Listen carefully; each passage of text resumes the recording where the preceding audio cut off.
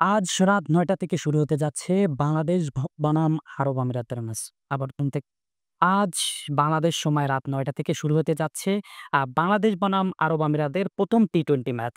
এই টি-টোয়েন্টি ম্যাচটি শুরু হতে যাচ্ছে রাত ৯টায়। আর এই ম্যাচকে কেন্দ্র করেই কিন্তু হচ্ছে বাংলাদেশের যে অধিনায়ক লিটন কুমার দাস রয়েছে তিনি কিন্তু পূর্বে প্রেস কনফারেন্সে বলেছিলেন বাংলাদেশের প্লেয়ারদের চাপমুক্ত রাখতে তাদেরকে স্বাধীনভাবে আসলে ক্রিকেট খেলতে হবে।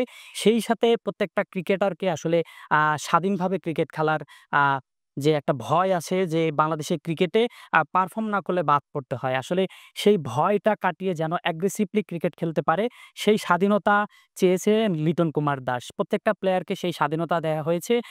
তাই আজকের যে টি-টোয়েন্টি ম্যাচটি রয়েছে, সেই ম্যাচে অবশ্যই বাংলাদেশের ক্রিকেটাররা অ্যাগ্রেসিভ ক্রিকেট খেলবেন। আ আ রাত ৯ টায় সেই ক্রিকেট ম্যাচটি অনুষ্ঠিত হবে। ক্রিকেট ম্যাচে আসলে বাংলাদেশের একাদশে কে থাকছে এখন পর্যন্ত সেটা প্রকাশ পায়নি।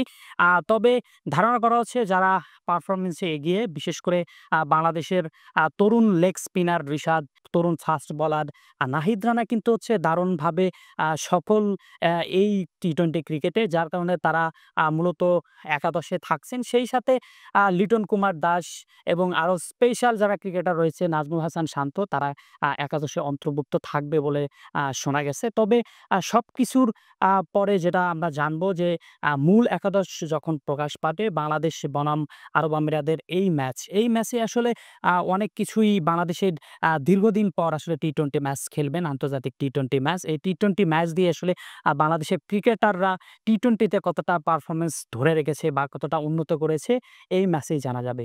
আজ এই ম্যাচের মাধ্যমেই আসলে আ বিভিন্ন যে টি-টোয়েন্টি স্পেশালিস্ট যারা ক্রিকেটার রয়েছে তাদের পারফরম্যান্স নির্ধারণ হবে। সেই সাথে বাংলাদেশের একটা লড়াই বলা চলে। বাংলাদেশের লড়াই ছোট হলেও বাংলাদেশের সামনে একটা পরীক্ষা হতে যাচ্ছে আরব আমিরাতের সাথে। আরব আমিরাতের সাথে বাংলাদেশ দীর্ঘদিন যাবৎ ক্রিকেট খেলেছে। তবে টি-টোয়েন্টিতে আ কম ম্যাচই খেলেছে। এ পর্যন্ত ৩ টি ম্যাচে হেড টু হেড বাংলাদেশ কিন্তু ৩-০ তে এগিয়ে আছে। তবে আ আজকের ম্যাচে দেখা যাবে আসলে বাংলাদেশের সেই পারফরম্যান্স যে আ জয়ী হরা জয়ী হওয়ার যে দলীয় পারফরম্যান্স সেটি ধরে রাখতে পারবে কিনা?